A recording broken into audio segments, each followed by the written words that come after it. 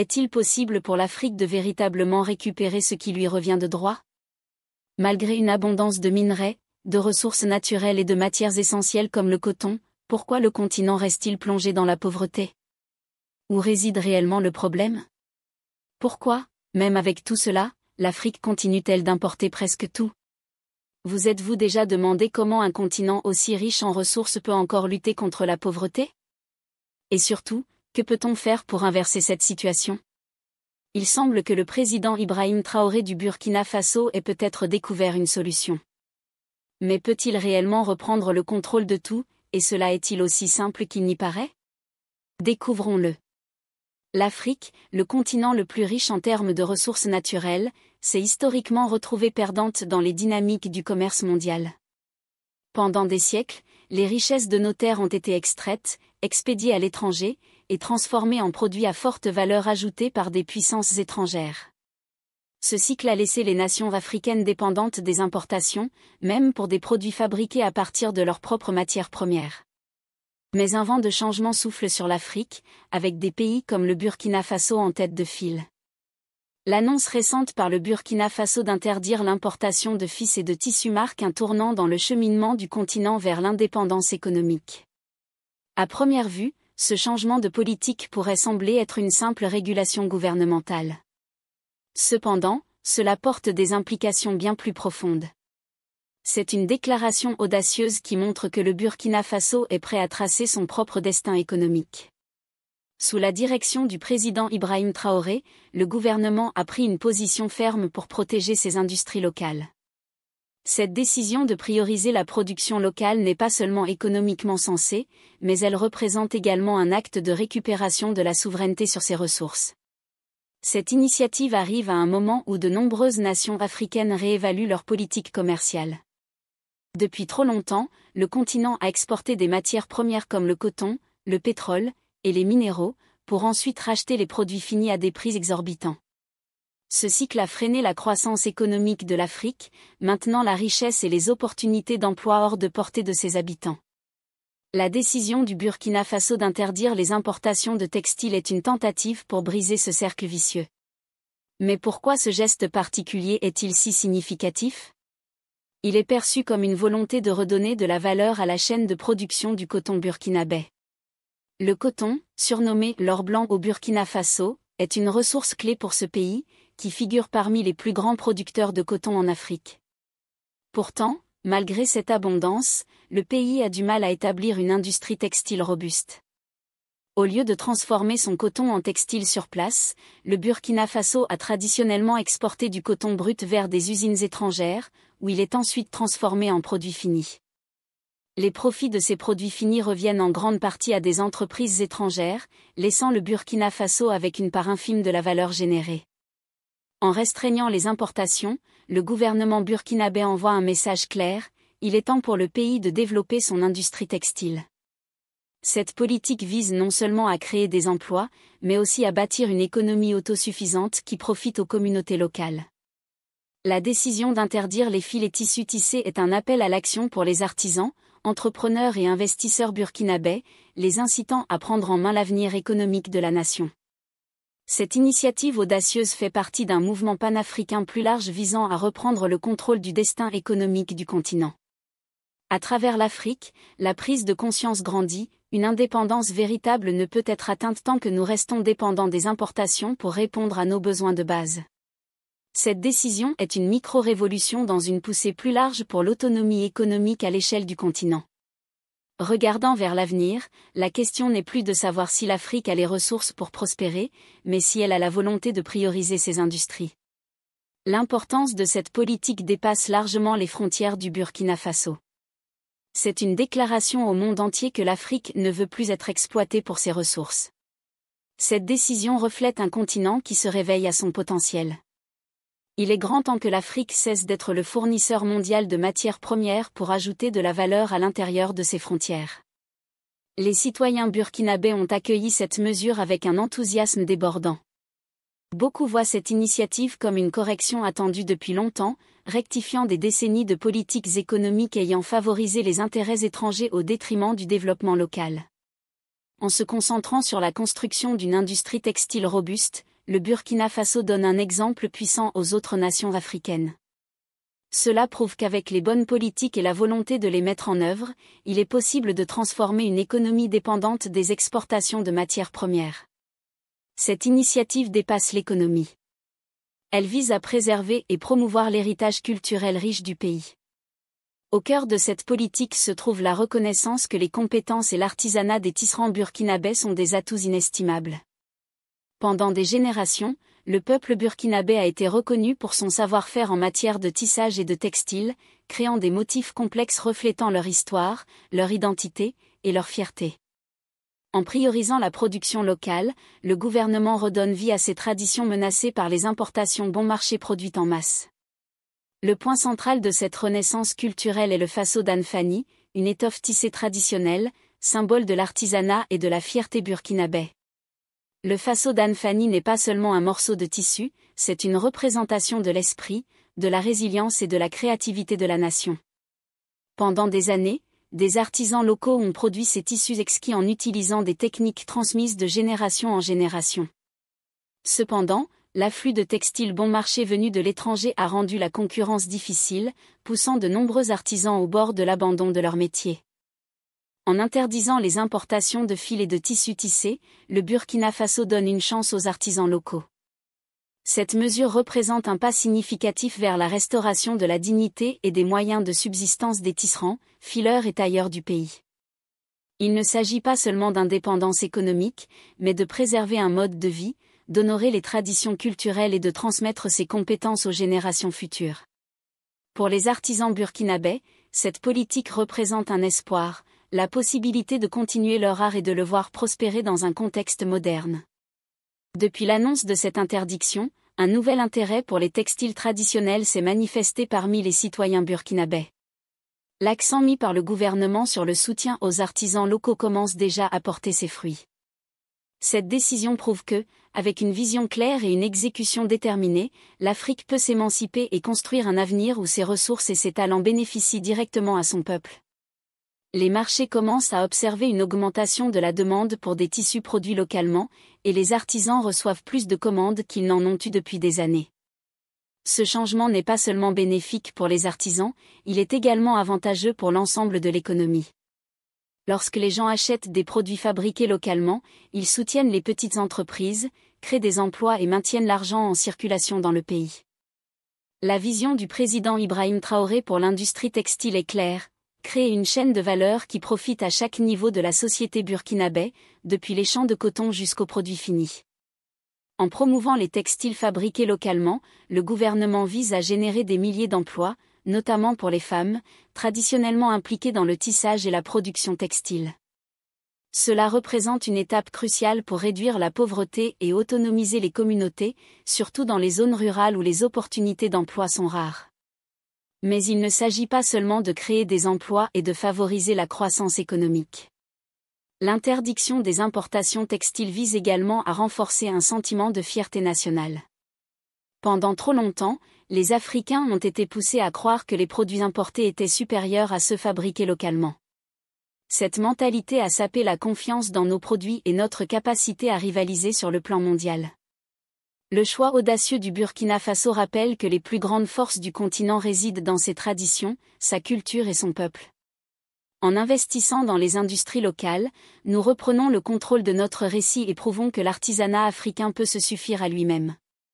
La décision de protéger les artisans locaux s'aligne également sur la tendance mondiale vers une production durable et éthique. À mesure que les consommateurs du monde entier deviennent plus conscients de l'impact de leurs achats, la demande pour des produits fabriqués de manière éthique et respectueuse de l'environnement augmente. Les textiles traditionnels du Burkina Faso, fabriqués à la main à partir de matériaux naturels, s'inscrivent parfaitement dans cette niche. En promouvant ces produits, le pays peut accéder à de nouveaux marchés et attirer des consommateurs prêts à payer une prime pour des biens de haute qualité et durables. Cependant, le chemin vers la revitalisation de l'industrie textile burkinabé ne sera pas sans défi.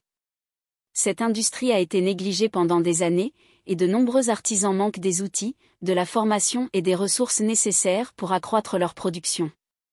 Le gouvernement devra investir dans la modernisation des équipements, proposer des programmes de formation et créer des infrastructures pour soutenir la croissance de l'industrie. De plus, les partenariats avec le secteur privé seront essentiels pour garantir les investissements nécessaires à l'expansion de la capacité de production. Malgré ces obstacles, les opportunités sont immenses.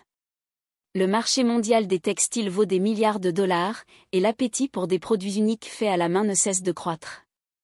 En se concentrant sur la qualité et en tirant parti du riche patrimoine culturel de son peuple, le Burkina Faso peut se tailler une place dans ce marché lucratif. L'objectif du gouvernement de construire une industrie textile durable s'aligne également sur la demande croissante pour des produits éthiques, offrant ainsi un avantage concurrentiel au pays. Le succès de cette initiative dépendra en fin de compte de la volonté des citoyens burkinabés de soutenir leurs artisans. Le président Traoré a exhorté le peuple à choisir les produits fabriqués localement plutôt que ceux importés, les encourageant à porter le Faso d'Anfani avec fierté. Cet appel à l'action va au-delà du soutien économique. Il s'agit d'embrasser ce que signifie être burkinabé. En choisissant des tissus fabriqués localement, les citoyens ne contribuent pas seulement à l'économie, mais prennent également position contre l'exploitation qui a marqué le continent pendant des siècles. Le message est clair. Le Burkina Faso ne se contente plus d'être un simple fournisseur de matières premières. Le pays est prêt à transformer ses ressources en produits finis qui reflètent les compétences, la créativité et la résilience de son peuple. En soutenant les artisans et les industries locales, le Burkina Faso prépare le terrain pour un avenir où il contrôle son destin économique. La question qui se pose maintenant est de savoir comment cela affectera les nations occidentales, où ces importations étaient auparavant expédiées. La décision du Burkina Faso d'interdire l'importation de fils et de textiles tissés est un signal clair de l'intention de la nation de bâtir son autosuffisance, mais elle a également des implications significatives pour les nations occidentales. Pendant des années, les pays occidentaux ont compté sur les marchés africains, en particulier le Burkina Faso, comme destination clé pour leurs exportations textiles. Cette décision de mettre fin à ces importations perturbera inévitablement les dynamiques commerciales dont les fabricants occidentaux ont bénéficié, les obligeant à repenser leur stratégie dans la région. Les entreprises textiles occidentales ont longtemps profité de la possibilité d'exporter des produits finis vers les nations africaines, où les capacités de production locales ont traditionnellement été insuffisantes. Pendant des décennies, cet arrangement a permis aux nations occidentales de tirer profit de la transformation des matières premières africaines, comme le coton, en textile à forte valeur ajoutée, puis de vendre ces produits finis en Afrique. La nouvelle politique du Burkina Faso coupe effectivement une source de revenus régulière pour ses exportateurs, qui verront désormais un marché réduit pour leurs biens. Les effets immédiats sur les fabricants occidentaux seront une baisse des exportations vers l'un de leurs marchés établis. Beaucoup de ces entreprises ont compté sur le Burkina Faso comme acheteur régulier de textiles finis, notamment de tissus tissés et de fils, qu'ils pouvaient vendre avec une marge significative. En appliquant cette interdiction, le Burkina Faso envoie un message clair. Les jours où les nations africaines servaient de dépotoir pour les produits excédentaires occidentaux sont révolus. Ce geste perturbe le modèle traditionnel consistant à extraire de la valeur des ressources africaines pour ensuite vendre des produits transformés au continent à un prix élevé. Au-delà de l'impact économique, il y a un message plus profond pour les gouvernements et les entreprises occidentales. L'Afrique ne se contentera plus d'être un simple fournisseur de matières premières ou un consommateur passif de biens étrangers. La décision du Burkina Faso reflète un mouvement croissant à travers le continent visant à prendre en main son destin économique, à réduire la dépendance aux importations et à se concentrer sur la production locale. Pour les nations occidentales habituées à avoir une emprise sur les marchés africains, ce changement représente une perte potentielle d'influence. En promouvant son secteur textile domestique, le Burkina Faso indique effectivement à l'Occident qu'il est temps d'investir en Afrique d'une manière qui profite aux deux parties, plutôt que de simplement extraire de la valeur. Les entreprises qui ne s'adaptent pas à cette nouvelle réalité risquent d'être écartées d'un marché qui donne de plus en plus la priorité à l'autosuffisance et à la croissance économique locale. De plus, l'interdiction perturbe l'afflux de textiles bon marché qui ont inondé les marchés africains, souvent au détriment des artisans et fabricants locaux. Plutôt que de voir le continent uniquement comme un marché pour les produits finis, les entreprises occidentales devront envisager des partenariats qui favorisent la production locale et le transfert de technologies. Ne pas le faire pourrait signifier perdre l'accès à l'un des marchés à la croissance la plus rapide au monde, à mesure que davantage de nations africaines adoptent des politiques favorisant leur industrie locale. La question est désormais la suivante: le Burkina Faso mettra-t-il fin à toutes les formes de commerce avec l'Occident? Bien que l'interdiction d'importer des fils à tisser et des textiles tissés soit une initiative audacieuse vers l'autosuffisance, cela ne signifie pas nécessairement la fin de toute coopération avec les nations occidentales. Ce choix ouvre de nouvelles perspectives pour des partenariats innovants susceptibles de bénéficier à la fois au Burkina Faso et à ses partenaires commerciaux internationaux. La véritable question est de savoir s'il est possible de trouver un terrain d'entente mutuellement avantageux, qui soutienne non seulement la vision du Burkina Faso en matière de souveraineté économique, mais qui permette également aux entreprises étrangères de maintenir un engagement constructif. L'idée d'une solution gagnant-gagnant repose sur un changement de paradigme, passer du modèle traditionnel où les entreprises occidentales exportent simplement des produits finis vers l'Afrique, à une approche qui s'aligne sur les objectifs du Burkina Faso de construire une industrie textile locale robuste. Cela pourrait impliquer des investissements dans des infrastructures de production locale, des transferts de technologie, ainsi que le développement des compétences qui renforcent les artisans et les producteurs burkinabés. En procédant ainsi, les entreprises occidentales protégeraient non seulement leur accès au marché, mais contribueraient également au développement économique du Burkina Faso. Une zone potentielle de collaboration pourrait être la création conjointe de centres de production textile au Burkina Faso. Plutôt que d'exporter des produits finis, les entreprises occidentales pourraient investir dans des coentreprises axées sur l'ensemble de la chaîne de valeur textile, du filage des fils à la fabrication de tissus, jusqu'à la production de vêtements finis. De tels partenariats pourraient générer des emplois, favoriser le transfert de connaissances et, à terme, améliorer la qualité et la compétitivité des textiles burkinabés sur la scène internationale. Les entreprises occidentales pourraient bénéficier d'une main-d'œuvre qualifiée et dévouée, tout en profitant de coûts de production inférieurs, et cela en respectant l'accent mis par le Burkina Faso sur l'ajout de valeur locale. Une composante clé de ce compromis pourrait inclure le partage technologique. Les fabricants de textiles occidentaux disposent de machines avancées et de processus modernes qui pourraient considérablement améliorer l'efficacité du secteur textile burkinabé.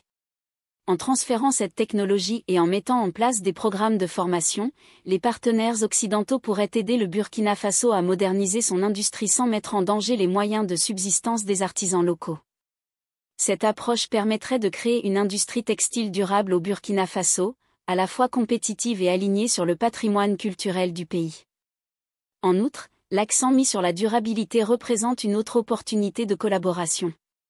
À mesure que les consommateurs mondiaux deviennent de plus en plus conscients de l'impact environnemental de leurs achats, la demande de textiles produits de manière durable et éthique ne cesse de croître. Le Burkina Faso, avec sa riche tradition de production de coton et de textiles artisanaux, est idéalement placé pour répondre à cette demande. En s'associant au Burkina Faso pour produire des textiles respectueux de l'environnement, les entreprises occidentales pourraient exploiter ce segment de marché en pleine expansion tout en soutenant le développement durable en Afrique. Cependant, pour atteindre ce scénario gagnant-gagnant, les deux parties devront faire des concessions. Pour le Burkina Faso, cela pourrait impliquer d'ouvrir sélectivement ces marchés aux entreprises occidentales prêtes à investir dans la production locale et les transferts de technologie. En retour, les entreprises occidentales devraient repenser leurs modèles économiques, en s'éloignant des pratiques purement extractives et en se tournant vers des investissements qui donnent la priorité au développement local et au renforcement des capacités. Un autre compromis possible pourrait être le développement d'accords commerciaux spéciaux qui profiteraient aux deux parties. Par exemple, les nations occidentales pourraient offrir des conditions commerciales préférentielles pour les textiles produits au Burkina Faso, facilitant ainsi l'entrée des produits locaux sur leur marché. En contrepartie, le Burkina Faso pourrait autoriser des importations limitées de certains composants textiles qui ne sont pas encore viables à produire localement, permettant ainsi à ces industries de croître tout en maintenant un contrôle stratégique sur son économie. Il existe également un potentiel de collaboration dans le domaine du marketing et de la promotion mondiale. Les entreprises occidentales pourraient tirer parti de leurs réseaux établis pour promouvoir des textiles burkinabés de haute qualité et authentiques sur les marchés internationaux, notamment dans les régions où l'artisanat africain est particulièrement valorisé. Cela pourrait créer de nouvelles sources de revenus pour les deux parties tout en offrant à l'industrie textile du Burkina Faso une solide position sur les marchés internationaux. Imaginez voir les tissus burkinabés, non seulement dans les marchés locaux, mais également mis en avant dans des capitales de la mode comme Paris, New York et Milan. Cette vision repose sur la nécessité d'un changement d'état d'esprit, il ne s'agit plus d'un côté qui profite aux dépens de l'autre. Il s'agit plutôt de bâtir un partenariat où le Burkina Faso et ses partenaires commerciaux internationaux peuvent prospérer ensemble. Les entreprises occidentales doivent reconnaître que l'époque des échanges unilatéraux touche à sa fin, tandis que le Burkina Faso, de son côté, doit s'ouvrir à des partenariats respectant sa souveraineté et ses objectifs économiques. Le chemin à parcourir est semé d'embûches, mais il est certainement réalisable. Si cette approche est mise en œuvre correctement, elle pourrait transformer le Burkina Faso en un modèle de réussite, montrant comment les nations peuvent atteindre une indépendance économique tout en s'engageant dans l'économie mondiale selon leurs propres conditions. C'est une nouvelle forme de partenariat, fondée sur le respect, les bénéfices mutuels et une vision partagée d'un avenir prospère. En fin de compte, il ne s'agit pas de tourner le dos à la mondialisation, mais de la redéfinir. Il s'agit de veiller à ce que les ressources, la créativité et la main-d'œuvre de l'Afrique bénéficient d'abord aux Africains, tout en créant des opportunités pour ceux qui sont prêts à collaborer avec le continent de manière équitable, respectueuse et durable. Pensez-vous que le Burkina Faso devrait refuser toute collaboration tant que l'Occident continue d'entretenir une relation de maître et d'esclave ? Faites-le nous savoir dans la section des commentaires. Soutenez-vous cette décision ? Voulez-vous voir davantage de vidéos comme celle-ci ? Si oui, abonnez-vous à notre chaîne et activez la cloche pour recevoir nos notifications. Nous avons décidé de produire des vidéos sur des sujets rarement abordés, la culture noire, sa civilisation, son histoire, et les preuves de la grandeur passée des Noirs. Merci de nous avoir regardés, et jusqu'à la prochaine vidéo, restez connectés.